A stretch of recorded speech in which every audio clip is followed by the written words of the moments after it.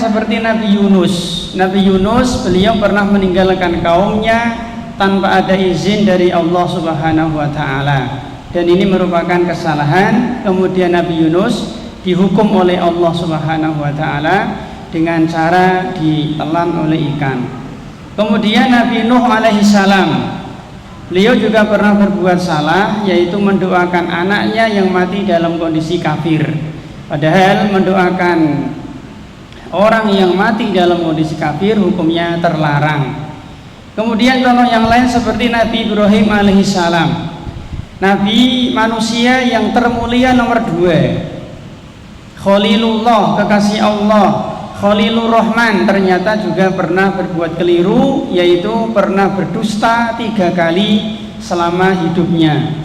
Tapi dusta tauriyah, bukan dusta nyata, tapi dusta tauriyah. Kemudian contoh yang lain seperti Nabi kita Muhammad sallallahu alaihi wasallam, manusia yang paling mulia, Khalilullah. Beliau juga pernah berbuat salah, diantaranya adalah mengharamkan madu.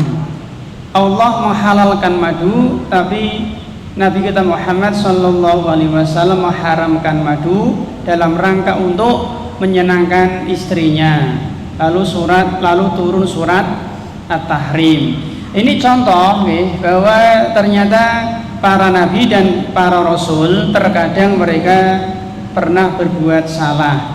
Tetapi ingat, mereka sifatnya maksum. Ketika mereka berbuat salah, ketika mereka berbuat kekeliruan, berbuat dosa, maka segera diluruskan, dinasihati, ditegur oleh Allah Subhanahu wa taala sehingga lurus kembali. Itulah makna maksum. Bahkan para sahabat radhiyallahu anhum, para sahabat juga mereka pernah berbuat salah. Contoh seperti Ma'is bin Malik, seorang sahabat Ma'is bin Malik juga pernah berbuat salah. Apa salahnya? Beliau pernah berzina sampai dia dirajam sampai wafat.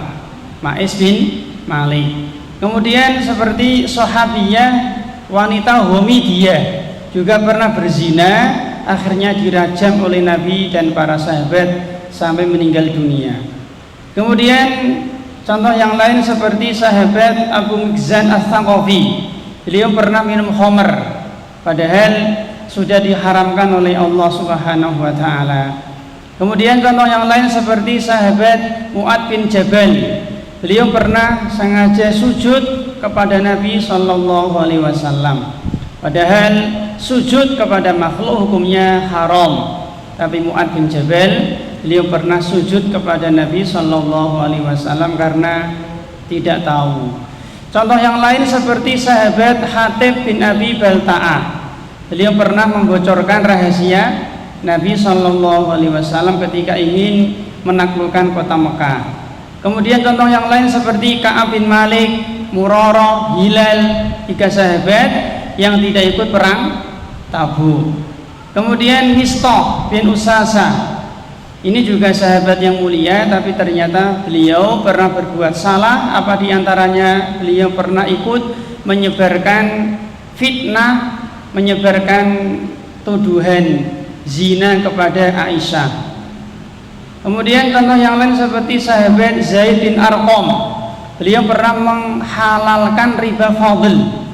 Ini juga salah, menghalalkan riba fadl padahal Allah mengharamkan. Kemudian Usama bin Zaid pernah membunuh orang yang telah mengucapkan kalimat tauhid, mengucapkan 2 kalimat syahadat. Kemudian Abu Bakar, Umar, sahabat yang sangat mulia, juga pernah berbuat salah. Di antaranya adalah mengatakan tidak ada haji tamattu, padahal Nabi sallallahu alaihi wasallam mensyariatkan haji tamattu. Kemudian Muawiyah juga pernah keliru ketika beliau tawaf, beliau mengusap 4 rukun. Rukun Hajar Aswad, rukun Syami, rukun Iraqi, rukun Yamani, semuanya diusap. Ini contoh-contoh. Ternyata kalau kita cek, itu para sahabat juga pernah melakukan kesalahan, pernah melakukan dosa, pernah melakukan kemaksiatan.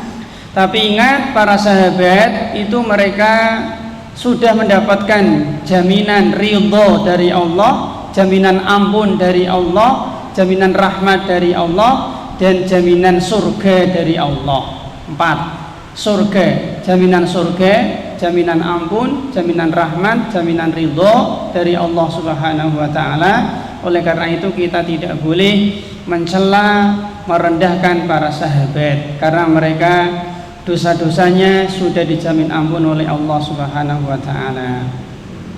Baik, kalau para nabi dan para rasul pernah berbuat salah, para sahabat pernah berbuat keliru, apalagi para ulama. Para ulama juga pernah berbuat salah, bahkan terkadang kebangetan terkadang. Seperti Abu Hanifah, Imam Malik, Imam Ahmad, Imam Syafi'i, dan yang lain, Imam Bukhari. Mereka orang manusia-manusia biasa, tentu pernah berbuat salah dan pernah berbuat keliru. Apalagi saya dan panjenengan, tentu kita sering berbuat salah, sering berbuat maksiat. Ada orang yang dia berusaha untuk istiqomah, ingin tidak berbuat maksiat sama sekali, tapi tidak mampu. Ada orang yang dia ingin menjaga hatinya, jangan sampai hatinya ada hasad, ada iri, tapi ternyata dia tidak mampu. Ada orang yang dia berusaha ingin menjaga jari-jarinya agar tidak komentar yang buruk, tapi ternyata terkadang dia tidak mampu. Ada orang yang dia berusaha untuk menjaga matanya, pandangannya dari perkara haram, tapi ternyata dia terkadang masih tidak mampu. Ada orang yang dia berusaha sekuat tenaga untuk menjaga telinganya dari suara-suara haram, tapi ternyata dia tidak mampu. Terkadang dia sudah berusaha sekuat tenaga untuk tidak mengambil penghasilan haram, gaji haram, makanan haram, minuman haram. Terkadang sekali dua kali, terkadang dia masih melakukan. Inilah lemahnya manusia, lemahnya kita. Ingin berusaha semaksimal mungkin, tapi ternyata sulit, sehingga kita terkadang masih terjatuh ke dalam kemaksiatan. Baik, karena memang maksiat itu tadi sifat yang senantiasa menempel, melekat, tidak mungkin lepas dari seorang manusia. Baik jamaah yang semoga senantiasa dirahmati oleh Allah Subhanahu wa taala, maksiat atau dosa dilihat dari pelakunya itu ada 3. Yang pertama, dosa-dosa yang hanya dilakukan oleh kaum. Yang pertama, dosa-dosa yang dikerjakan oleh laki-laki dan perempuan. Ada sebagian maksiat, sebagian dosa yang dilakukan oleh laki-laki dan wanita. Contohnya banyak, seperti zina, kemudian minum khamr, kemudian tidak bayar utang, kemudian telat ke kantor, misalkan ghibah, ngapusi, membunuh, banyak. Yang kedua, dosa-dosa maksiat-maksiat yang secara umum hanya dilakukan oleh wanita saja.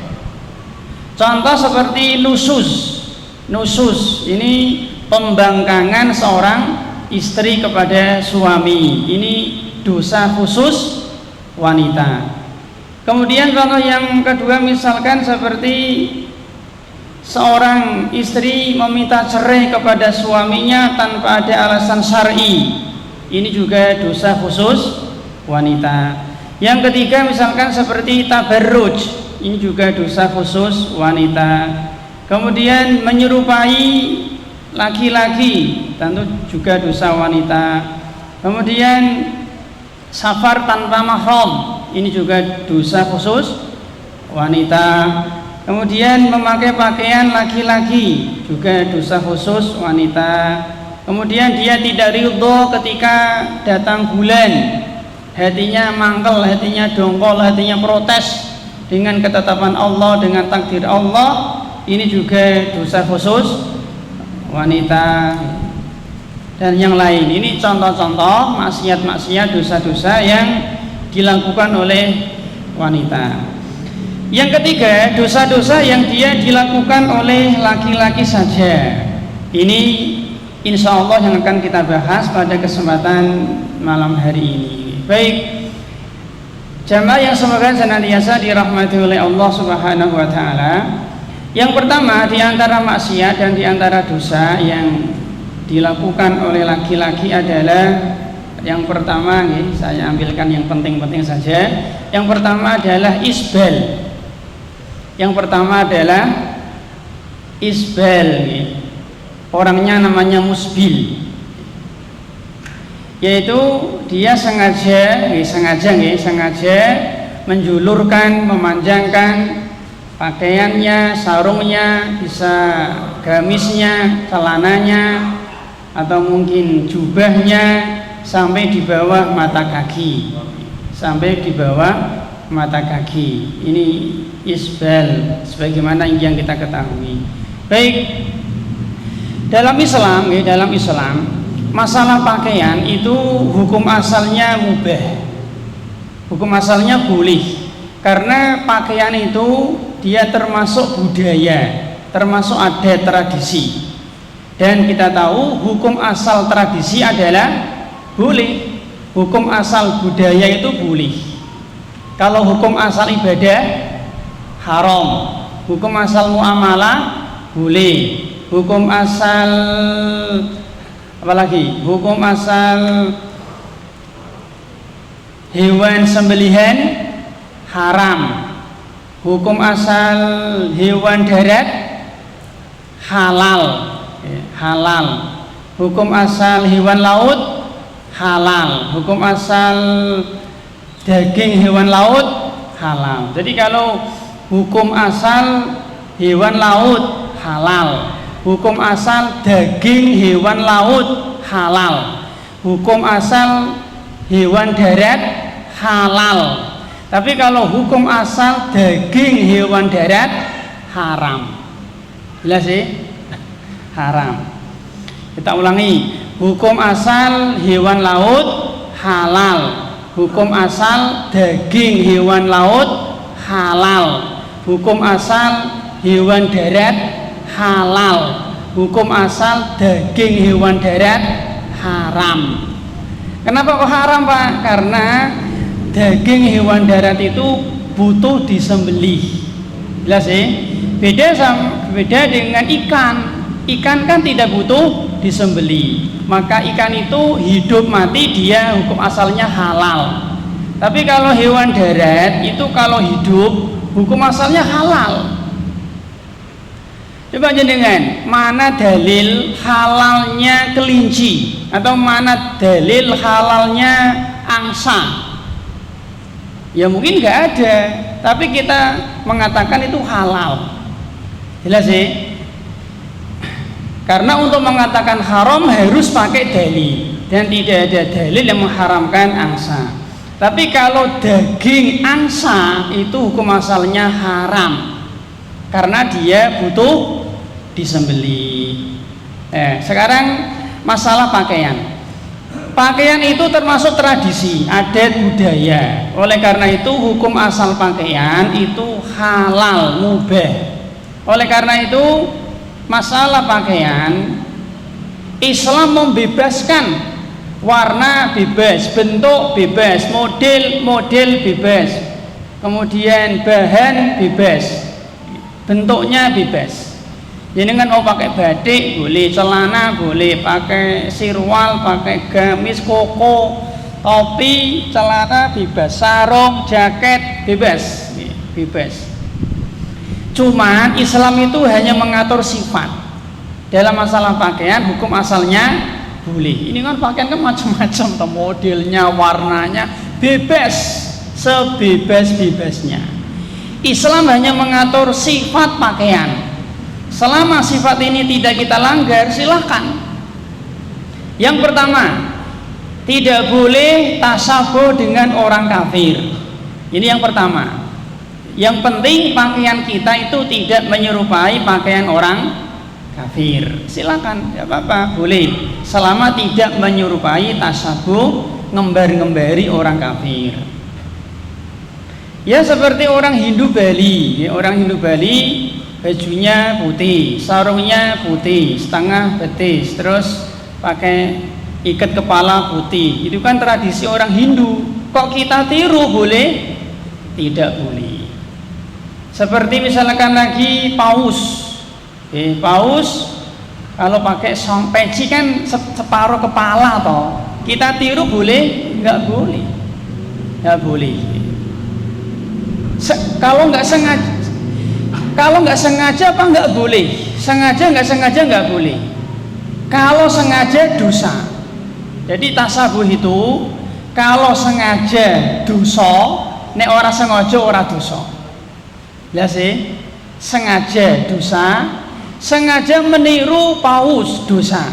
Tapi kalau kita suatu hari, suatu saat kok nganggo songkok kaya ngono, kaya paus tanpa sengaja, maka tidak dosa. Tapi jangan diulang. Mungkin lupa, mungkin nggak tahu, maka tidak dosa. Jelas ya? Yang kedua adalah tidak tasabuh dengan lawan jenis. Jadi yang penting sifat pakaian kita itu tidak menyerupai lawan jenis. Karena pakaian laki-laki itu sendiri, pakaian wanita itu sendiri. Pakaian laki-laki tidak boleh dipakai wanita, pakaian wanita tidak boleh dipakai laki-laki. Kemudian yang ketiga adalah tidak sutra bagi laki-laki, tidak kain sutra bagi laki-laki. Kemudian yang keempat adalah harus menutup aurat. Ada dua aurat, aurat kulit dan aurat bentuk. Ini dua-duanya harus tertutup. Harus menutup aurat, aurat kulit dan aurat bentuk. Berarti kalau ingin menutup aurat bentuk kudu longgar. Ingin menutup aurat kulit harus tebal. Jelas sih? Kemudian yang berikutnya adalah tidak pakaian suhro. Bukan pakaian suhro. Pakaian suhro ada dua bentuk. Yang pertama itu terlalu jelek. Ini juga nggak boleh. Ada orang dia sengaja ketika pengajian dia sengaja pakai pakaian yang welek, rowek-rowek, gembel-gembel. Ini nggak boleh. Ini juga suhro termasuk. Nah kecuali nggak punya ya. Oh dia punya yuk. Dia punya yang bagus loh. Dia sengaja pakai baju yang rowek-rowek, embel-embel, gitu, tempel-tempel. Boleh nggak boleh? Ini pakaian suhro menjadi pusat perhatian nanti. Ini nggak boleh. Atau pakaiannya suhro yang mewah, yang ya intinya yang apa ya, tidak umumnya masyarakat lah. Mungkin pakai udeng-udeng apa gitu, pakai selendang, pakai ini nggak boleh. Ini nanti menjadi pusat perhatian. Itu pakaian suhro. Kemudian yang keenam, khusus untuk wanita bukan pakaian yang berfungsi sebagai perhiasan. Kalau ada seorang wanita kalau dia memakai pakaian justru malah menjadi pusat perhatian, menggoda laki-laki, menarik perhatian, berfungsi sebagai perhiasan, ini malah tercela, tidak boleh. Yang terakhir, tidak isbal bagi laki-laki. Ya ini yang kita bahas. Insya Allah kalau 7 ini kita penuhi, maka masalah pakaian boleh. Ada orang tanya, Pak boleh nggak sih pakai celana jin? Boleh badan? Boleh. Yang penting ini terpenuhi ya. Jin kan tidak menjadi ciri khusus orang kafir toh, betul toh sekarang. Ya, maka insya Allah nggak apa-apa celana jin. Pokoknya gini teman sewu, kita itu boleh meniru orang kafir selama itu bukan menjadi ciri khas mereka, bukan menjadi syiar agama mereka. Yang ketiga bermanfaat, itu boleh. Tapi kalau ini tidak ada, misalkan pakaian itu atau sesuatu itu menjadi ciri khas mereka, menjadi syiar agama mereka, atau tidak ada manfaatnya, lebih baik dihindari. Contoh Pak, contoh, maaf ya, seperti misalkan memakai dasi. Memakai dasi itu ya sebenarnya ya tidak tasabuh ya. Mungkin barangkali bukan menjadi ciri khas mereka, bukan syiar agama tertentu gitu. Cuman manfaatnya apa Mas? Ya jelas sih, manfaatnya apa coba pakai dasi? Gitu. Makanya kalau nggak ada manfaatnya ya tidak perlu. Tidak perlu. Makanya Pak Nun saya maaf nih. Kenapa kok teman-teman kita itu ketika upacara itu kok kurang semangat untuk menghormat bendera? Karena manfaatnya apa? Ibadah. Lebih baik kita itu lebih senang hari Senin disuruh kerja bakti. Bermanfaat kan? Bermanfaat gitu. Setiap hari Senin jam 7 pagi kerja bakti, malah bermanfaat. Tapi suruh ini manfaatnya apa sih gitu? Seberapa jam kadang. Ini kan nggak ada manfaatnya. Ya mengatakan haram saya nggak berani ya, cuman kan mungkin tidak ada manfaatnya toh gitu. Maka ya seperti itulah gitu. Kecuali gini, kita itu boleh mengamalkan sesuatu yang tidak logis, yang aneh, bahkan menurut akal kita mungkin nggak ada manfaat, ya ada manfaatnya tapi kita nggak tahu manfaatnya. Tapi kalau yang memerintah Nabi, memerintah Allah, kita siap. Seperti misalkan mencium Hajar Aswad, manfaatnya apa mas? Manfaatnya mas, Hajar Aswad batu dicium, manfaatnya apa coba? Kok rebutan? Ya kita nggak tahu, tapi kita semangat untuk mencium. Kenapa? Perintah Rasulullah. Jadi kalau ada perintah, ada larangan yang tidak logis. Yang kedua, mungkin akal kita tidak bisa mencerna, kemudian tidak ada manfaatnya, lebih baik dihindari. Misalkan ini, ibu jenengan menyuruh, letole mulai sekarang kamu kalau tidur pakai helm. Misalkan ini yang nyuruh ibu loh. Ya kita kan mikir tuh mas, manfaatnya apa? Jelas ya gitu. Kecuali mulai sekarang kamu kalau tidur misalkan ya pakai selimut, ya kita menerima, bermanfaat kok gitu. Kalau tidur pakai bantal bermanfaat, kalau tidur pakai kaos kaki bermanfaat, tidur pakai helm gitu kan kudu mikir tuh mas, kan kita punya akal toh. Ini kan yang merintah orang tua kita, kecuali yang merintah Allah, ya kita samina wa atona. Ya seperti sholat ini maksudnya apa sih ini gitu, kon ngini barang, ya kita tetap samina wa atona. Kenapa? Allah yang menyuruh gitu. Meskipun tidak masuk akal gitu, kita nggak tahu maksudnya, ini yang menyuruh Rabbul Alamin, kita tetap samina wa atona.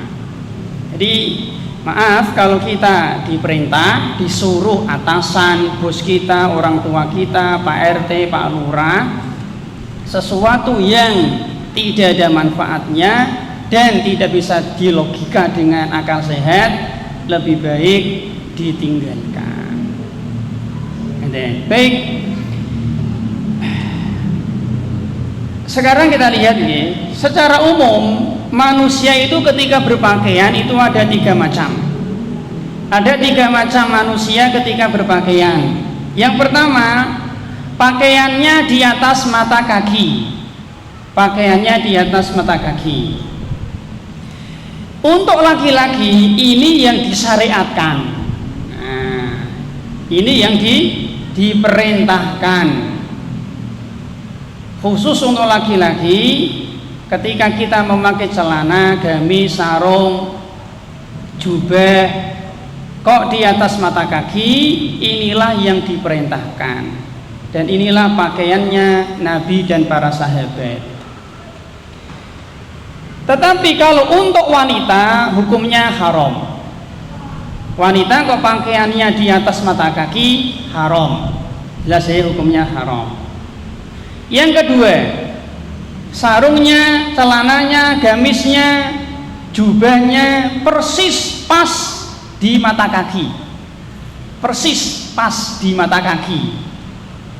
Maka rinciannya untuk laki-laki boleh. Jadi kalau jenengan pakai celana kok pas mata kaki boleh. Jelas sih. Nah ini barangkali rukhsah atau mungkin semacam keringanan untuk saudara-saudara kita yang masih malu-malu memakai celana di atas mata kaki. Pas nggak apa-apa. Mungkin jenengan PNS, mungkin jenengan polisi, mungkin jenengan TNI, mungkin jenengan pegawai kantoran gitu, pakai celana di atas mata kaki, malu, pas nggak apa-apa. Pas mata kaki, hukumnya boleh. Kalau tadi kan disyariatkan, ya berarti berpahala. Kalau ini boleh. Bagi wanita, maka hukumnya terlarang. Hukumnya terlarang karena telapak kaki wanita itu aurat. Jadi kalau ada wanita yang roknya itu sampai mata kaki, maka hukumnya terlarang karena telapak kaki wanita itu bagian dari aurat. Jelas sih? Yang ketiga, sarung kita, celana kita, gamis kita, jubah kita di bawah mata kaki alias isbal. Maka yang pertama untuk laki-laki. Untuk laki-laki ada dua kondisi. Yang pertama, celananya di bawah mata kaki karena sombong. Dan sombong ini kan penyakit hati, amalan hati. Maka ulama sepakat haram.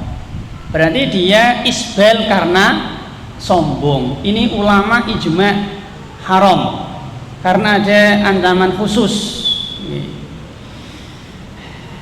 Ani bin Umar qala Nabi sallallahu alaihi wasallam, dari Ibnu Umar, Nabi sallallahu alaihi wasallam bersabda, man jarra thawbahu khuyala lam yanzurillahu ilaihi yaumal qiyamah. Barang siapa yang dia menurunkan, menyeret, menjulurkan bajunya, gamisnya, sarungnya di bawah mata kaki dengan khuyala, sombong, maka Allah tidak melihatnya dengan penglihatan rahmat di hari kiamat.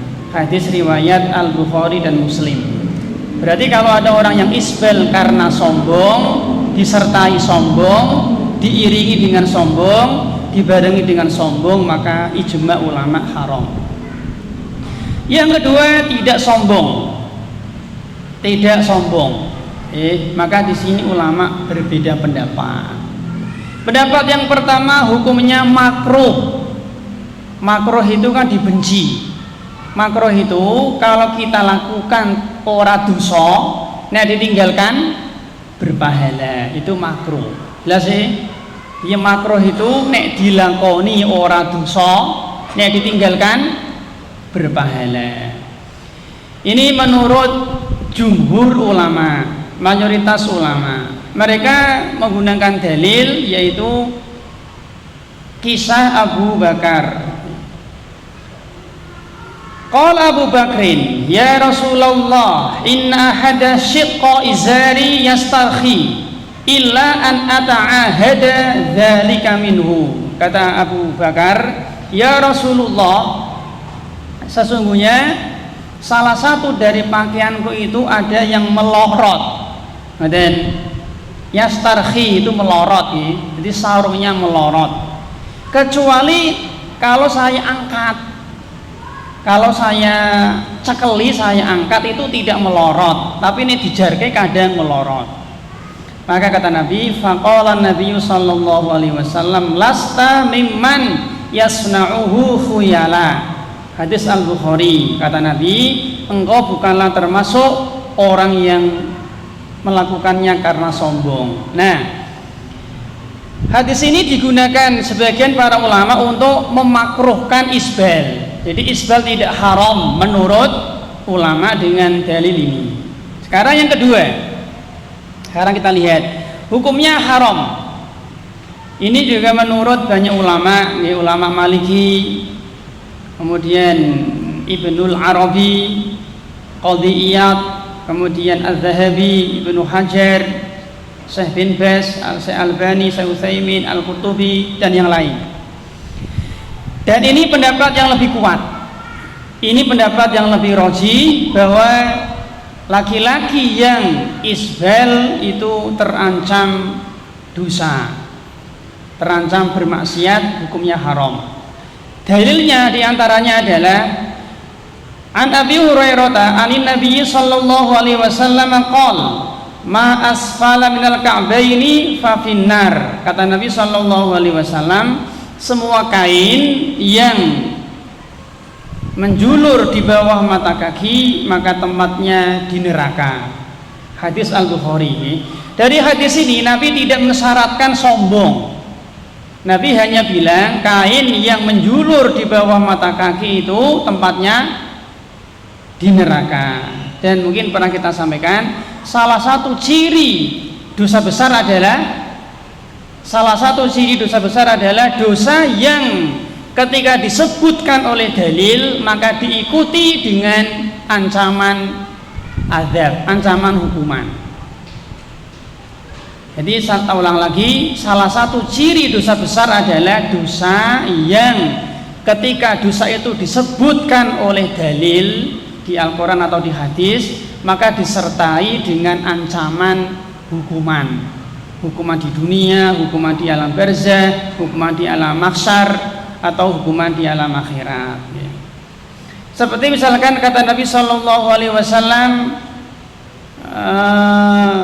ar-rashi wal murtashi finnar, orang yang menyuap dan orang yang disuap di neraka. Di sini dosa suap disebut lalu disertai dengan ancaman neraka. Berarti suap termasuk dosa besar. Kemudian juga seperti wasariqu wasariqat faqta'u aydiyahuma, pencuri laki-laki dan pencuri wanita itu maka potong kedua tangannya. Di sini Allah nyebut pencurian lalu diikuti dengan hukuman potong tangan. Berarti mencuri termasuk dosa besar.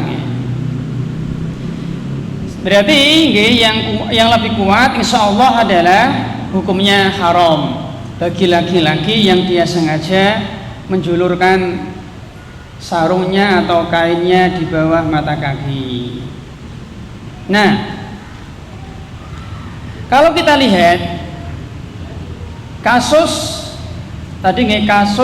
Abu Bakar, beliau itu kenapa kok terkadang sarungnya melorot? Kata para ulama, yang pertama Abu Bakar itu tidak sengaja dia. Memang dari awal Abu Bakar enggak isbal, jelas ya. Yang kedua, Abu Bakar itu kan kurus. Jadi kalau dipakai untuk berjalan, aktivitas itu terkadang melorot. Nah, ketika melorot langsung dinaikkan. Artinya isbalnya tidak permanen. Isbalnya tidak terus menerus alias sesekali. Nah, sebagian kaum muslimin mereka kan permanen Pak nggih. Memang dari awal celananya sudah isbal dia. Maka pendapat yang kuat ini tidak bisa dijadikan dalil nggih. Maka pendapat yang kuat insyaallah hukumnya haram. Jadi kesimpulannya isbal tanpa sombong itu haram, diancam neraka, termasuk dosa besar. Kalau isbal disertai sombong, tak ulangi, isbal tanpa sombong 3 resiko: dosa besar, haram, diancam neraka. Tapi kalau isbal disertai sombong maka dia dosa besar, haram, diancam neraka, kemudian tidak dilihat oleh Allah Subhanahu wa taala dengan pandangan rahmat. Jelas sih? Maka kita berusaha untuk tidak isbal. Kemudian yang kedua, isbal untuk wanita. Isbal untuk wanita. Maka hukumnya boleh. Wanita itu boleh isbal, tapi ada maksimalnya. Wanita boleh menjulurkan pakaiannya, roknya itu maksimal 1 hasta. 1 hasta dari mata kaki. 1 hasta segini Pak, 1 hasta nih. Ujung jari tengah sampai siku. Ini 1 hasta namanya. Jelas sih? ujung jari tengah niki sampai siku. Namanya 1 hasta. Jadi seorang wanita boleh menambah kain 1 hasta, maksimal 1 hasta dari mata kaki. Itu maksimal. Lebih maka hukumnya haram. Sebagaimana sebagian pengantin ya ada ya, pengantin perempuan terkadang pakaian atasnya ketat gitu, terlihat tapi bawahnya mengular sekian meter, ini haram. Itu bukan pakaian seorang muslimah.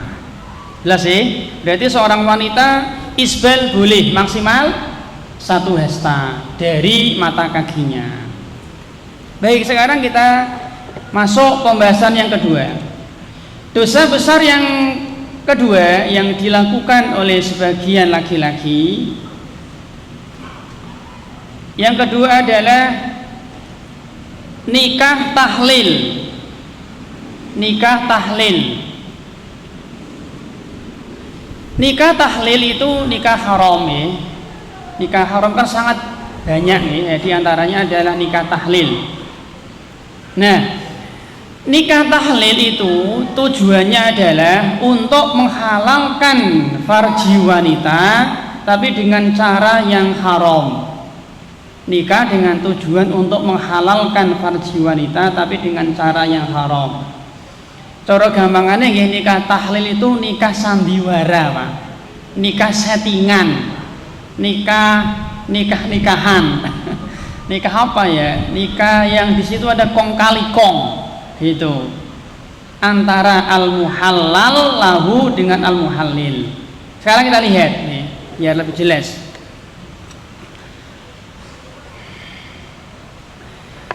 Pembubaran rumah tangga itu ada 3 macam. Rumah tangga itu bisa bubar itu dengan salah satu dari 3 macam. Yang pertama adalah dengan cara talak atau cerai. Cerai ini haknya suami, jelas ya? Cerai itu haknya suami. Ada seorang istri dia mencerai suaminya 1000 kali, jatuh badan? Tidak, karena cerai itu haknya suami. Maka ketika ada seorang suami yang dia mencerai istrinya, meskipun istrinya tidak mendengar, maka jatuh. Ada seorang suami dia mencerai istrinya di kantor, istrinya di rumah tidur gitu. Dia mencerai istrinya di depan teman-temannya, jatuh badan? Jatuh, karena cerai itu haknya suami gitu. Yang kedua adalah khulu. Khulu ini haknya istri, haknya istri. Makanya seorang suami tidak boleh mentang-mentang, tidak boleh semena-mena, tidak boleh menang-menangan. Istri punya hak untuk khulu. Mungkin dia disakiti, KDRT dan seterusnya, boleh khulu. Yang ketiga adalah fasakh. Fasakh ini haknya hakim, haknya pengadilan, haknya pengadilan. Fasakh ya seperti misalkan nikah subhat, ada si fulan orang Semarang, dia merantau ke Malaysia. Sampai di Malaysia dia jatuh cinta sama fulana, akhirnya menikah di Malaysia. Setelah 3 tahun selesai kontrak kerja dengan perusahaan, mereka berdua pulang bawa anak 3 misalkan, mudik sampai di kampung Semarang sini. Ketika dia lebaran ketemu sama nenek-nenek, nah lalu ditanya, mana istrimu? Nang ini mbah. Loh, dulu itu kamu sama istrimu tak susui saya misalkan. Jelas sih, kata nenek ini waktu masih kecil, masih bayi, kamu dan istrimu yang menyusui saya. Berarti mereka berdua adalah saudara sepersusuan. Maka sejak saat itu harus dipisah. Nah, nanti yang memisah adalah pengadilan, fasakh, bukan cerai. Bukan cerai, karena tidak cerai ya tidak ada masa iddah. Mereka harus dicerai, mereka harus difasakh, dipisah, karena mereka ternyata saudara sepersusuan, nggak boleh dilanjutkan pernikahannya. Ini contohnya. Baik, sekarang kita lihat Cerai dilihat dari pengaruhnya ada dua nih. Talak itu ada dua macam. Yang pertama adalah talak roj'i, yaitu talak yang dia bisa dirujuk.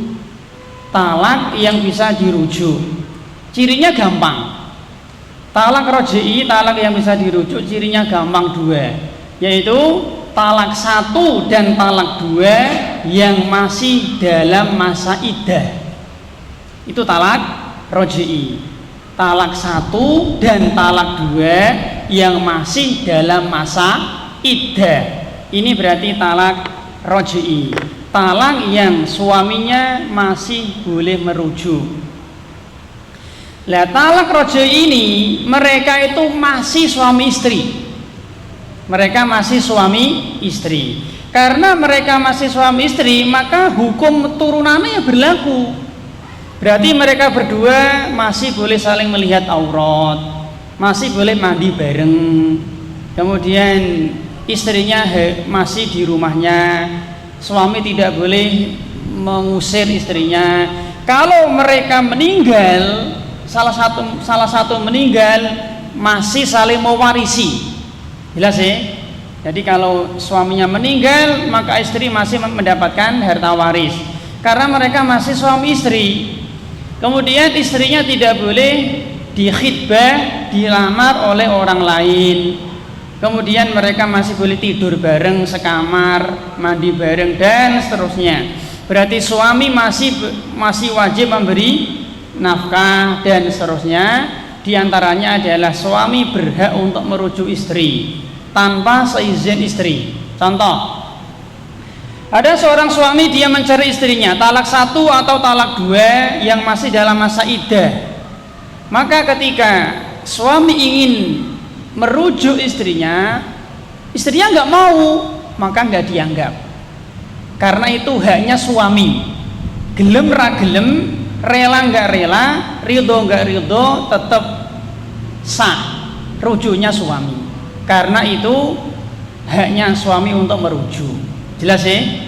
Sekarang yang kedua, talak bain, yaitu talak yang tidak bisa rujuk, cerai yang tidak bisa rujuk. Talak bain ada dua. Yang pertama adalah talak bain sughro. Talak bain kecil ya mungkin ya. Talak bain sughro. Cirinya talak 1 dan talak 2 yang sudah selesai masa iddah. Ini talak bain sughro. Talak 1 dan 2 yang masa iddah selesai. Maka talak bain sughro ini mereka bukan pasutri lagi. Mereka menjadi mantan suami atau mantan istri. Mereka sudah bukan lagi suami istri. Berarti maka turunannya ya berlaku. Berarti istri tidak boleh tinggal serumah sama mantan suaminya, tidak boleh mandi bareng, tidak boleh melihat aurat. Kemudian istri harus berjilbab, menutup aurat. Kemudian istri boleh menikah dengan laki-laki lain. Kemudian suami tidak wajib menafkahi. Kemudian lagi kalau mereka meninggal, salah satu meninggal tidak bisa saling mewarisi dan seterusnya. Intinya mereka bukan pasutri lagi. Jelas ya? Nah, ketika suami ingin kembali, ternyata masih cinta ya mas, masih sayang ya mas, maka boleh, tapi dengan akad nikah yang baru. Jelas ya? Nek tadi kan enggak, tadi asal rujuk kembali selesai. Ini enggak. Kalau yang ini, yang sughro ini, bain sughro, boleh kembali ke mantan istri dengan syarat istrinya mau. Nek ra gelem ya enggak bisa. Harus ada kerelaan dari istri. Yang kedua, dengan akad nikah yang baru. Berarti ada mahar baru lagi, ada saksi 2 lagi, ada wali lagi. Seperti nikah awal dulu. nikah yang pertama dulu. Jelas sih? Yang kedua bain kubro, yaitu talak 3. Ini otomatis mereka bukan suami istri lagi. Jelas ya, otomatis bukan pasangan suami istri lagi. Jadi menjadi mantan istri dan mantan suami. Nah, talak bain kubro, talak 3 ini, kalau suaminya itu ingin kembali, Pak, tidak gampang, sulit. Bagaimana caranya? Caranya adalah istrinya harus dinikahi oleh laki-laki lain dan digauli, kemudian dicerai laki-laki itu, selesai masa iddah baru boleh dinikahi mantan suami yang pertama. Contoh, si A suami, si B istri. Si A ini mencerai istrinya 3 kali. Misalkan nih, ditalak bain kubro. Setelah ditalak bain kubro, dia masih cinta, dia menyesal, dia getun, gitu. Dia masih cinta, masih sayang, ngoten Pak. Dia ingin kembali kepada mantan istrinya. Enggak bisa. Bisa kalau mantan istrinya ini dinikahi sama laki-laki lain dan digauli, lalu dicerai, selesai masa iddah baru dinikahi dia lagi, boleh. Nah, dia menunggu kapan sih istriku ini nikah lagi, gitu. Jadi dia menunggu janda yang kedua, gitu. Ngeten-ngeten Pak ya. Ditunggu sebulan, 2 bulan, 3 bulan, setahun, 2 tahun, ternyata istrinya tidak dinikahi laki-laki lain. Muncul bisikan setan. Nah, dan setelah 3 tahun pisah, ternyata belum dinikahi laki-laki asing. Akhirnya dia dibujuk oleh setan untuk punya rencana jahat. Apa rencananya? Nikah tahlil tadi. Si A ini dia mendatangi si Budi, misalkan ya. Nama kan contoh nama ya. Misalkan, ini orang yang podo ya mohon maaf, ya toh. Terus apa Mas? Ya, maaf ya. Budi ya ono, Pak Rudi ya mungkin ya ono, Pak Tono ya mungkin ono, sulit toh. Pak Budi misalkan. Teman SD, teman-teman SMP gitu. Bud, nah gitu. Takjak gitu. Apa? Gini aja ya, gini Bud. Mantanku kayak nikahi. Nah, nanti kamu tak bayar. Misalnya kita bayar 30 juta. Dan mantanku nikahi. Ini ngojo obo, gitu. Ngojo dicekel-cekel, gitu. Misalkan gini contoh aja gitu. Mantanmu kayak dinikahi, setelah kamu nikahi kamu cerai, ngeten. Nah, Budi butuh duit, ya mau aja dia mau. Akhirnya Budi menikahi mantan istrinya tadi. Setelah dinikahi lalu dicerai, selesai masa iddah baru dinikahi si A. Maka kata Allah Subhanahu wa taala, si A sama Budi dua-duanya dilaknat. Jelas ya? Dua-duanya dosa besar. Ini hukumnya haram, nikah tahlil. Jadi Budi ketika menikahi fulanah tadi niatnya bukan untuk membina rumah tangga, tapi untuk menghalalkan farji wanita itu untuk mantan suaminya. Ini hukumnya haram, termasuk dosa besar. Kemudian yang ketiga nih, tak percepat, di antara dosa yang dilakukan sebagian laki-laki adalah menghisap siwak Fir'aun. Nah, menghisap siwak Fir'aun dalam bahasa kita ya udud, alias ngerokok. Ngerti Pak? Jelas sih, menjadi ahli hisap.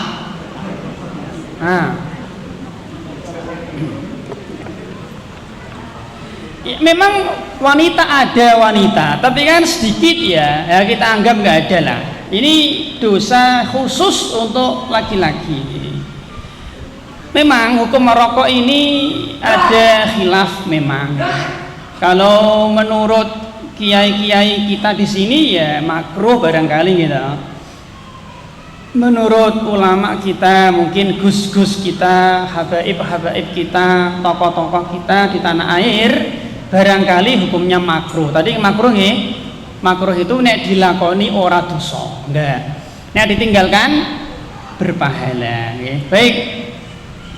Mereka berpendapat bahwa merokok itu makruh, tidak sampai derajat haram. Bahkan ada seorang ya kiai ya di YouTube terkenal niki, dia mengatakan ngerokok baik. Nah, orang rokok lebih baik. Seperti itu. Cetha wela-wela Pak. Ngerokok baik, tidak merokok lebih baik. Ini subhat, jelas ya. Mereka beralasan kenapa rokok itu tidak haram, kok cuman makruh. Mereka mengatakan karena tidak ada dalil dari Al-Quran atau dari hadis Nabi Sallallahu Alaihi Wasallam. Allah tidak pernah berfirman, wahai orang-orang yang beriman, rokok hukumnya haram. Nggak ada memang. Surat Oppo ayat berapa nggak ada. Rokok gudang garam haram, nggak ada. Apalagi nyebut merek, jelas nggak ada. Kemudian Nabi juga nggak pernah bilang. Nabi bersabda, rokok itu haram, udud itu haram, nggak. Ada pertanyaan Pak, kenapa kok Nabi tidak pernah bersabda haramnya udud? Kenapa? Karena belum ada, jelas ya.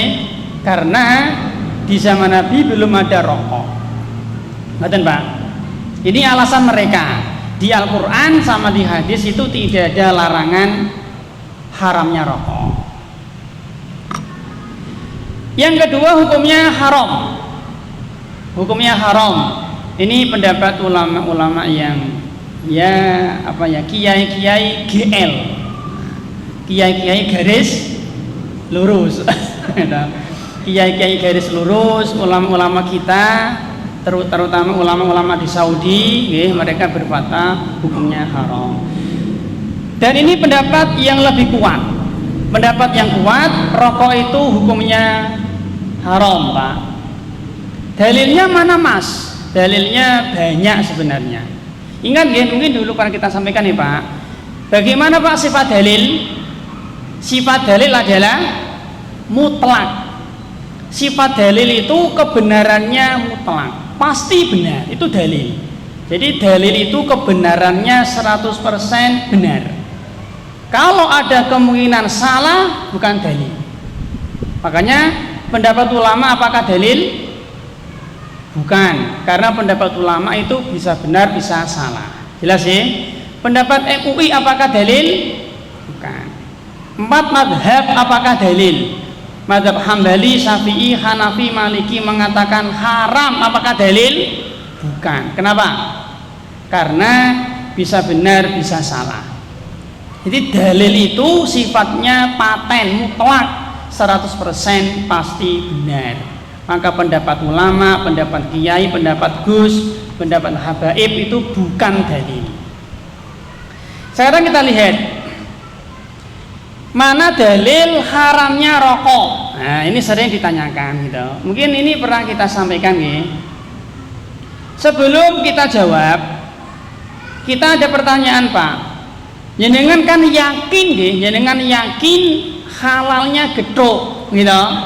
Sekarang tak tanya Pak, mana dalil halalnya gethuk? Nek ono ayat piro? Surat apa? Mana dalil halalnya undi-undi? Ada enggak? Mana dalil halalnya oblo-oblo? Enggak ada gitu.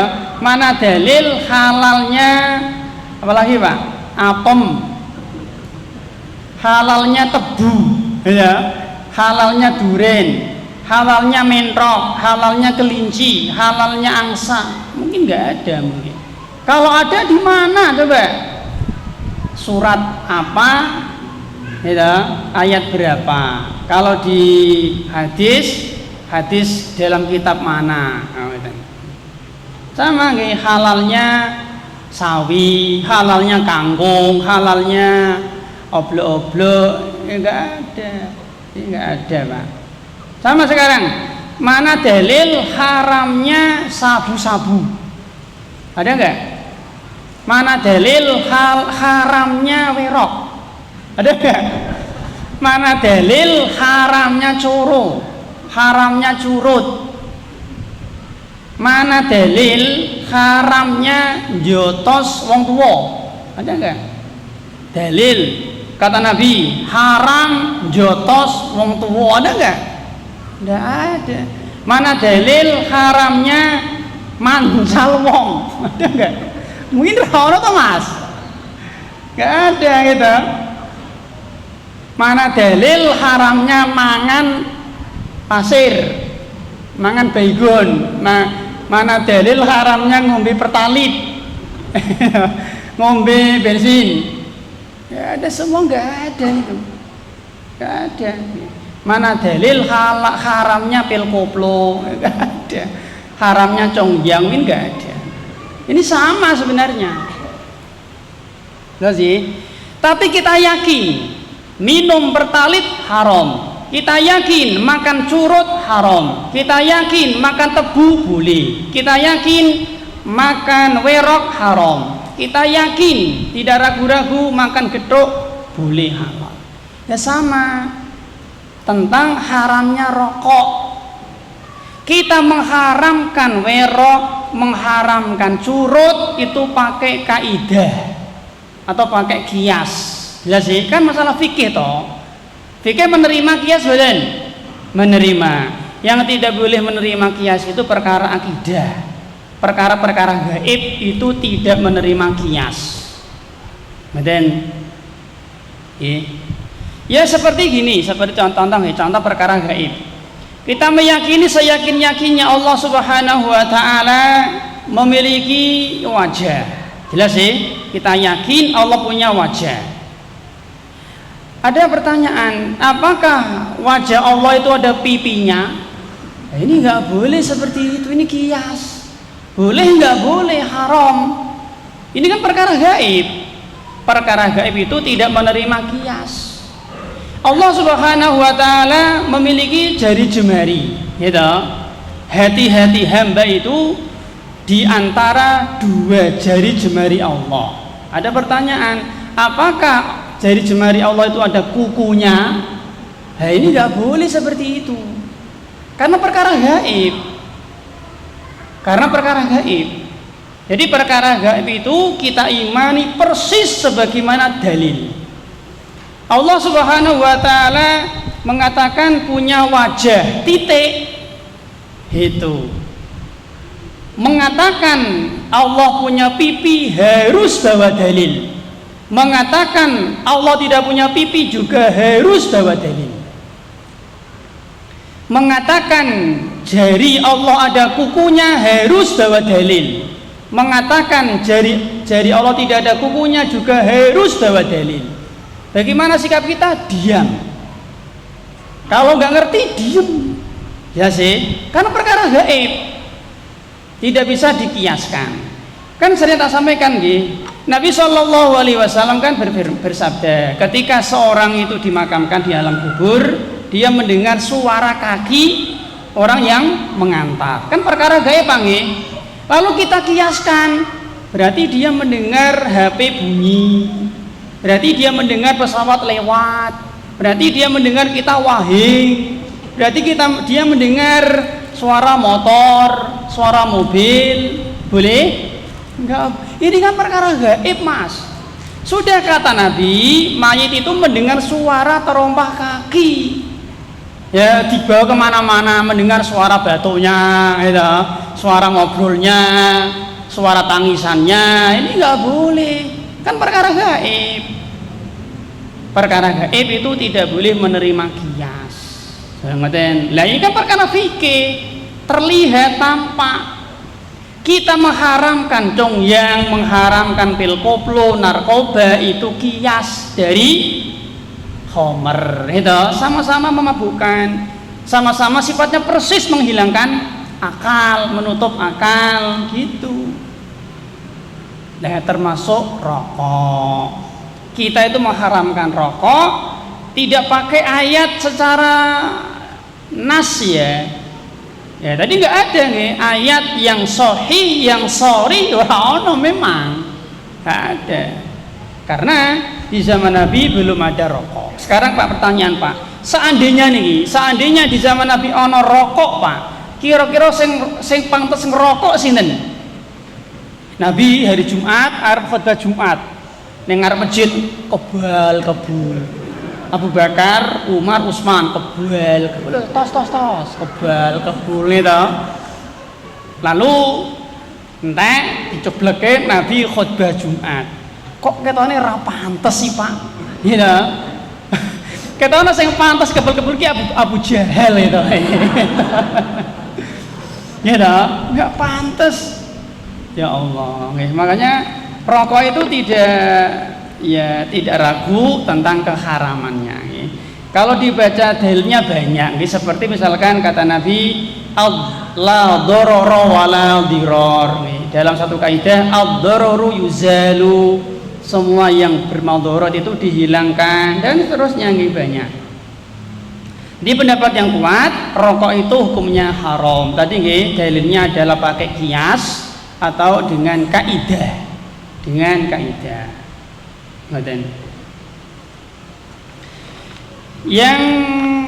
berikutnya yang ke pinten? Yang keempat di antara dosa laki-laki adalah dayus. Dayus itu alladzi yuqirru fi ahlihi al-khabath, yaitu orang yang dia tidak cemburu, tidak punya rasa cemburu ketika keluarganya berbuat maksiat. Maksiat cirinya dua, yang pertama adalah tidak mengamalkan yang wajib, yang kedua melaksanakan yang haram. Ini ciri maksiat. Jadi yang wajib ora dilakoni, yang haram malah dilakoni, itulah maksiat. Panjenengan tidak sholat duha maksiat? Enggak, karena kan sunnah toh. Jenengan tidak puasa Arafah maksiat? Enggak, karena sunnah. Ada orang yang dia tidak sholat subuh maksiat? Maksiat, karena hukumnya wajib. Jelas ya? Ada orang yang dia itu tidak cemburu ketika keluarganya, istrinya, anaknya bermaksiat. Ini dayus, hukumnya haram, termasuk dosa besar. Dia sebenarnya mampu untuk mencegah ketika keluarganya bermaksiat, tapi dia tidak mencegahnya. Di antara bentuk-bentuk dayus, yang pertama, membiarkan keluarganya berbuat maksiat di dalam rumah tangganya. Misalkan contoh, alat musik dangdut di rumahnya dibiarkan. Ada patung-patung makhluk hidup dibiarkan. Di rumahnya ada buku-buku primbon, buku-buku horoskop, buku-buku keperdukunan dibiarkan. Ada kaset-kaset porno dibiarkan. Ini contoh yang pertama. Yang kedua, hatinya ridho ketika keluarganya bermaksiat. Putrinya pacaran dijarke, padahal dia mampu untuk mencegahnya. Anaknya tidak sholat dibiarkan, misalkan. Istrinya berdua-duaan dengan sopirnya keluar kota, berdua-duaan di mobil dibiarkan. Putrinya latihan renang, padahal sudah SMA, latihan renang, pelatih malah wong lanang ngerti dene, biarkan, misalnya. Putrinya menjadi foto model, buka aurat, dibiarkan. Putrinya jadi bintang film porno, dibiarkan, misalkan. Istrinya pergi ke dukun, dibiarkan. Ini maksiat semua. Jadi dia cuek, dia nggak ada rasa cemburu ketika keluarganya berbuat maksiat. Ridho. Yang ketiga, memfasilitasi, mendukung keluarganya untuk berbuat maksiat. Ya tadi putrinya malah dibelikan baju ketat misalkan, ya. Putrinya atau anaknya diikutkan les musik dangdut misalnya, gitu. Keluarganya renang di kolam renang umum, campur laki-laki, aurat di mana-mana, biasa aja misalkan. Ya ini nggak boleh, haram, ya. Atau anaknya dimotivasi, anaknya didukung agar kerja di bank ribawi misalnya. Ini contoh, ya. Anaknya didorong agar menjadi raja dangdut misalnya. Misalnya itu. Ini nggak boleh. Kemudian berikutnya, atau anaknya mengambil jurusan maksiat, jurusan apa ya, filsafat agama, dibiarkan. Ini masuk bagian ini semua. Kemudian berikutnya yang keempat, melarang keluarganya melaksanakan ketaatan kepada Allah. Anaknya mau membiarkan jenggotnya, dilarang. Anaknya mau cingkrang, dilarang. Misalnya putrinya ingin berjilbab, dilarang. Istrinya ingin ngaji tauhid, dilarang. Ini contoh. Istrinya kaya, ingin pergi haji, nggak boleh, dan seterusnya lagi. Berikutnya mengajak keluarganya untuk berbuat maksiat. Misalkan liburan mengajak keluarganya pergi ke kuburan keramat misalnya, gitu. Ya dibungkus dengan wisata religi. Ini nggak boleh, ke Banten, ke Ambon, ke Gunung Jati, ke Jombang, gitu. Ini nggak boleh. Mengajak keluarganya ke paranormal, mengajak anaknya untuk pergi ke dukun sebelum ujian PNS misalkan, mengajak keluarganya pergi ke pantai yang di situ aurat tercecer. Ini contoh-contoh, ya, nggak boleh, ya.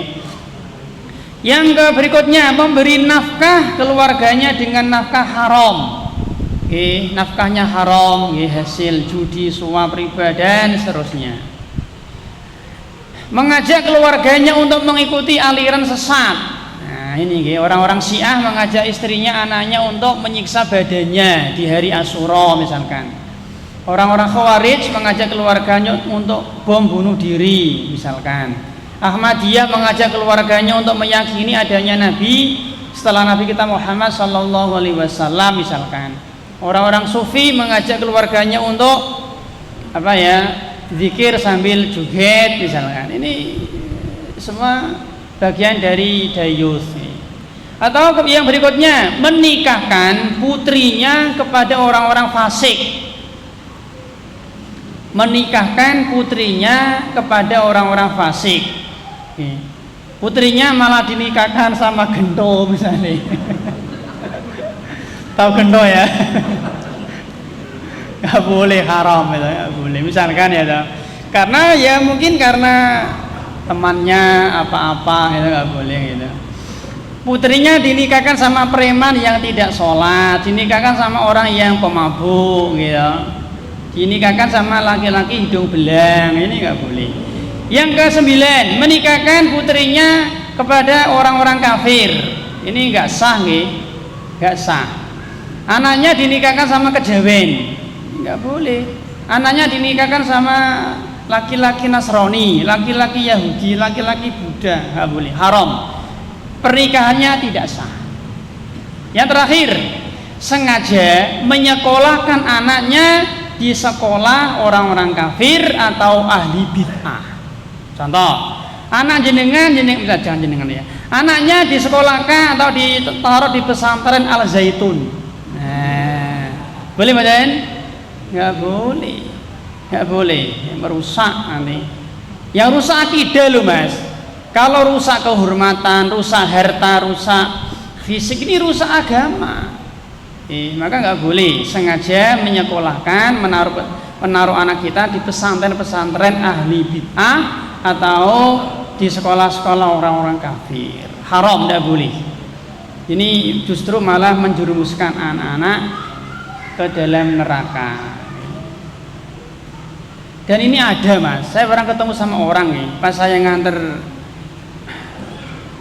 lomba atau ya semacam lomba lah. Saya ketemu sama seorang guru, dia muslim, guru di salah satu sekolah itu. Ternyata di sekolahnya itu tidak ada sholat Jumat. Terus sholat zuhurnya itu hanya hari Kamis. Jelas ya? Kenapa? Karena saya nggak tahu ya. Jadi tidak didirikan sholat zuhur kecuali hari Kamis, karena hari Kamis itu ada pelajaran PAI. Padahal pulangnya sore. Berarti anak-anak itu sengaja nggak sholat zuhur. Itu ada seperti itu. Dan itu muslim rata-rata. Memang sekolahnya sekolah umum ya, swasta umum. Tapi seperti itu. Apalagi Jumatan, nggak ada Jumatan. Ini nggak boleh seperti itu. Yang berikutnya, di antara maksiat laki-laki adalah apa ya? Sengaja tidak sholat Jumat. Ini maksiat laki-laki. Hukum asal sholat Jumat itu wajib ain, fardu ain untuk kaum muslimin, kecuali orang-orang yang dikecualikan dalil. Jadi hukum asal sholat Jumat itu wajib ain, fardu ain, kecuali orang-orang yang dikecualikan dalil. Nabi SAW bersabda, al-jumu'atu haqqun wajibun ala kulli muslimin fi jama'atin illa arba'ah. Sholat Jumat itu wajib bagi setiap muslim dengan berjamaah kecuali 4 golongan. Abdun mamlukun, budak, au sabiyun, anak kecil, au maridun, orang sakit, awimro'atun, wanita. Dalam satu riwayat, orang yang sedang safar. Berarti 5 ya. 5 orang yang boleh tidak sholat Jumat: budak, anak kecil, orang yang sedang sakit, wanita, dan orang yang sedang melakukan safar. Boleh untuk tidak sholat Jumat. Berarti laki-laki yang merdeka, balik, tidak safar, sehat, maka wajib untuk melaksanakan sholat Jumat. Ada ancaman khusus, maka orang yang tidak sholat Jumat dengan sengaja ya berdosa. Man taraka salasa juma'in tahawunan biha taba'allahu ala qalbihi. Barang siapa yang dia sengaja meninggalkan sholat Jumat karena meremehkan, melalaikan, maka Allah akan menutup hatinya. Maka hukumnya haram barang siapa yang dia sengaja meninggalkan sholat Jumat. Kemudian yang berikutnya di antara dosa laki-laki adalah tidak adil ketika dia poligami. Nah, ini jarang ya, jarang mungkin ya. Tidak adil ketika dia poligami ya. Hukum asal ya, poligami itu disyariatkan, Pak. Hukum asal poligami itu disyariatkan. Jadi ngeten gini sewu. Jenengan ketika mendengar kata-kata disyariatkan itu dilihat. Kalau dalam perkara ibadah, maknanya adalah diwajibkan atau disunahkan. Contoh, sholat subuh itu disyariatkan. Jelas sih? Maknanya adalah diwajibkan atau disunahkan. Dan sholat subuh ya dia wajib. Sholat witir itu disyariatkan. Maknanya adalah wajib atau sunnah. Dan sholat duha itu disyariatkan, maknanya adalah diwajibkan atau disunahkan. Sekarang jual beli itu disyariatkan, maknanya dibolehkan. Dan bukan diwajibkan, bukan disunahkan.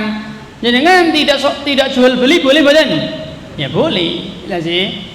Jual beli salam itu disyariatkan, maknanya adalah dibolehkan, diizinkan oleh syariat.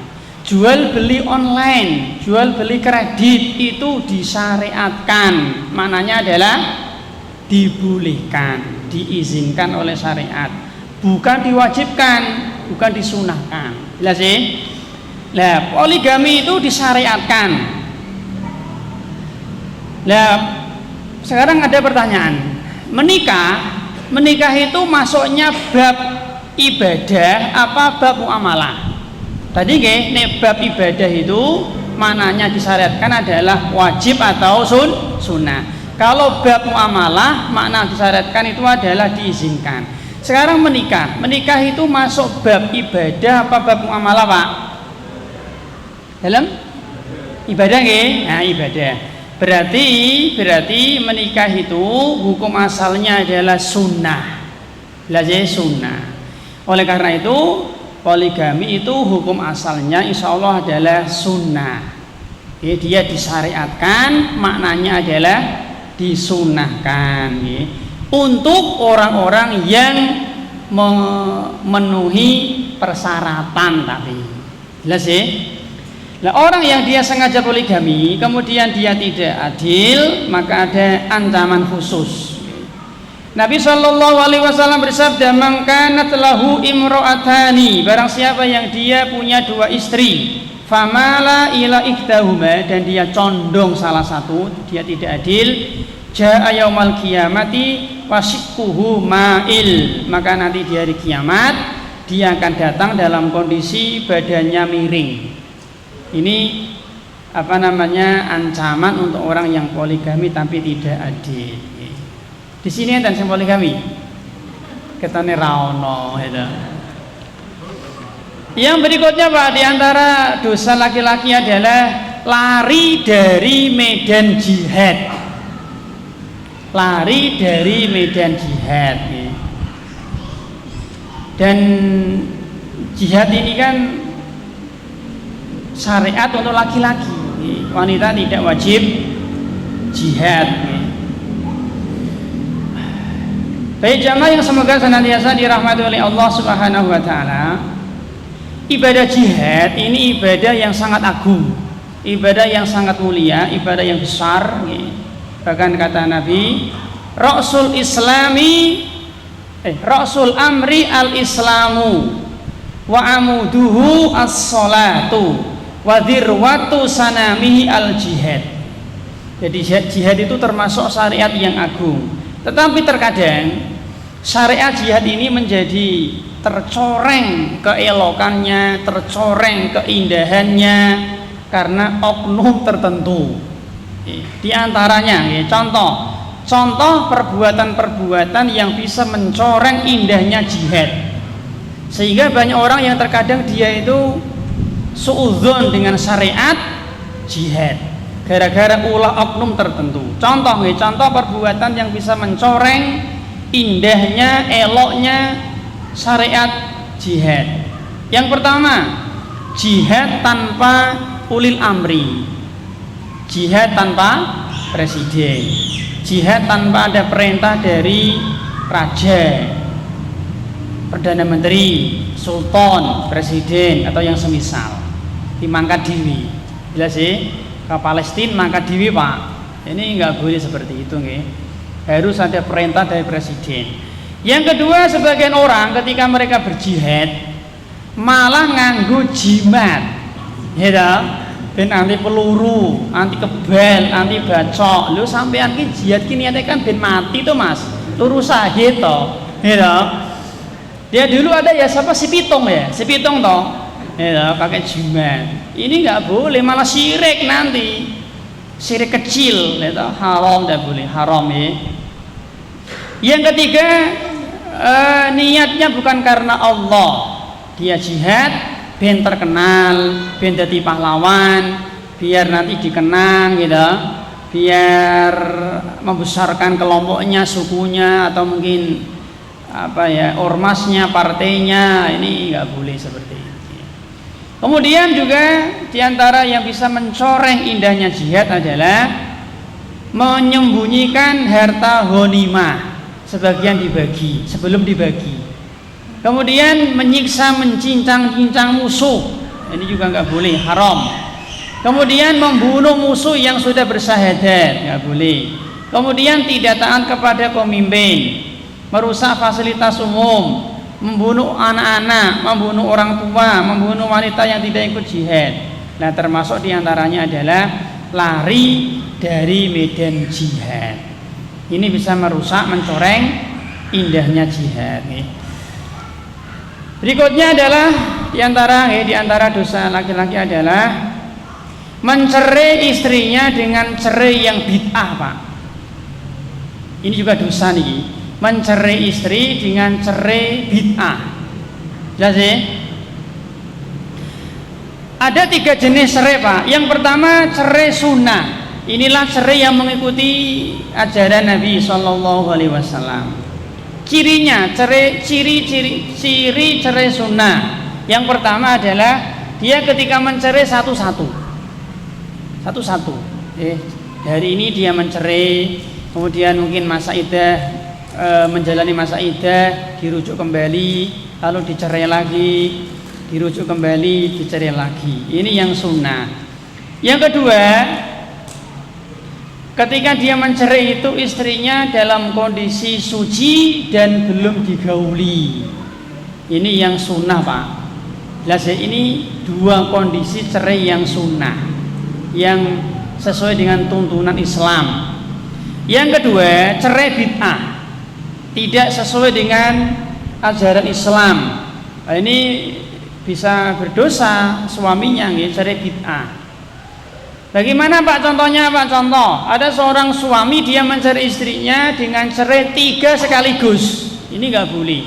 Contoh ya, ada seorang suami dia bilang, kamu tak cerai, kamu tak cerai, kamu tak cerai. Ini nggak boleh. Ini nggak boleh. Atau kamu tak cerai 3 kali sekaligus. Ini nggak boleh seperti ini. Ini cerai bid'ah, nggak boleh. Atau yang kedua, contohnya dia mencari istrinya padahal sedang haid, nggak boleh. Si A sama si B, suami istri nesu, nesu, istrinya sedang haid lalu dicerai, ini nggak boleh. Harus nunggu istrinya suci, nggak boleh. Ya sih.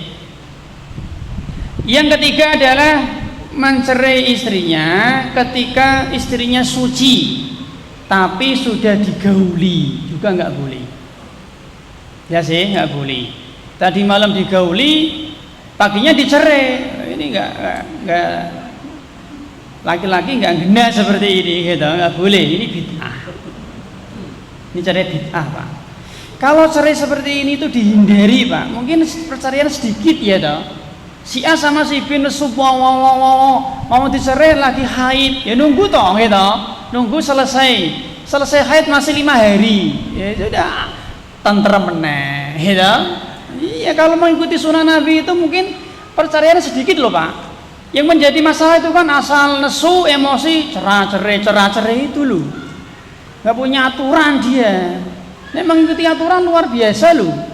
Gitu, Masya Allah. Jadi Islam itu luar biasa. Sebagaimana azan ada waktunya, jihad ada waktunya, sholat ada waktunya, haji ada waktunya, cerai ada waktunya.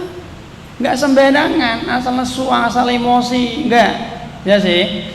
Yang ketiga, cerai mubah. Mubah itu ya boleh, ya toh. Ya tidak sunnah, tidak bid'ah. Contohnya Pak, yaitu ketika istri hamil itu boleh. Istri sedang hamil dicerai itu boleh. Jelas sih, boleh. Kemudian istri sudah menopause, tidak lagi haid, pun sepuh, sudah tua. Yang ketiga, istri belum haid.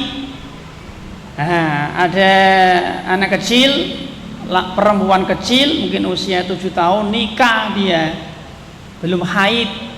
Nah, dicerai sama istrinya, ya boleh. Boleh nggak Pak wanita usia 7 tahun menikah? Wanita usia 7 tahun menikah boleh badan dalam agama kita? Boleh, tapi dilarang pemerintah. Kan pemerintah kan punya syarat toh. Berapa sekarang? 18 sih atau 17 gitu. Berikutnya Pak pun ngantuk kula Pak. Menyerupai wanita. Di antara dosa laki-laki adalah menyerupai wanita, nggih.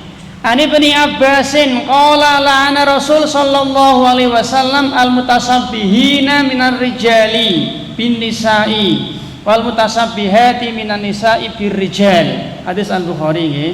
Nabi melaknat wanita yang menyerupai laki-laki atau laki-laki yang menyerupai wanita, dan melaknat wanita yang menyerupai laki-laki, menyerupai pakaiannya, menyerupai gaya bicaranya, menyerupai gaya berjalannya, menyerupai apalagi Pak, pokoknya yang kembar-kembari wanita menjadi ciri khas wanita, maka tidak boleh. Makanya gini misalnya, ada orang tanya, Pak, bagaimana laki-laki itu sengaja gondrong, sengaja rambutnya dipanjangkan. Sekarang pertanyaan, menurut orang Semarang, laki-laki gondrong pantes mboten?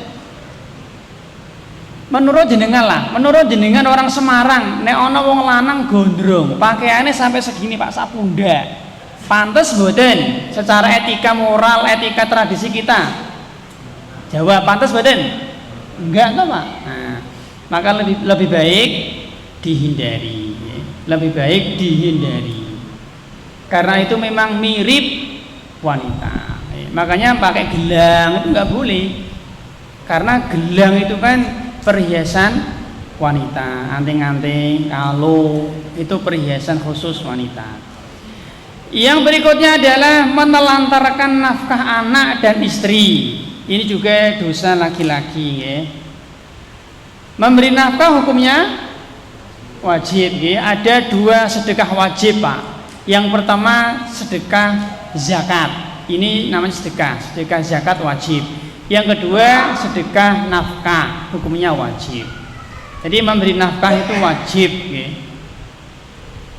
Masalah nafkah yang wajib kita nafkahi sinten? Pertama kali diri sendiri, yang kedua istri, ketiga anak, keempat orang tua. Jadi masalah nafkah itu orang tua sama istri, lebih dulu istri dalam masalah nafkah, ya. Kalau dalam masalah ketaatan, orang tua dulu baru istri. Jelas ya? Berarti kalau ada seorang suami tidak memberi nafkah, ya dosa, kan kewajiban toh. Gitu, berarti maksiat dia, ya dosa. Dan nafkah itu menurut kemampuan suami, bukan menurut kemauan istri. Jelas ya? Nafkah itu besarannya mengikuti kemampuan suami, bukan mengikuti kemauan istri. Yang terakhir adalah sengaja tidak sholat berjamaah di masjid. Sengaja tidak sholat berjamaah di masjid untuk sholat fardu. Ya, meskipun memang ulama khilaf, hukum laki-laki sholat berjamaah di masjid. Memang ada yang berpendapat fardu kifayah, ada yang berpendapat sunnah muakkadah. Tapi pendapat yang lebih kuat, insya Allah sholat berjamaah di masjid bagi laki-laki hukumnya fardu ain. Maka hendaknya kita tidak meninggalkan, kecuali ketika ada uzur, hujan, sakit, pandemi dan seterusnya. Demikian yang bisa kita sampaikan, semoga menjadi ilmu yang bermanfaat. Itu diantara dosa-dosa yang secara umum dikerjakan oleh laki-laki. Mudah-mudahan Allah mengampuni maksiat-maksiat kita dan memberikan kita pahala surga. Amin ya rabbal alamin. Kita akhiri. Assalamualaikum warahmatullahi wabarakatuh.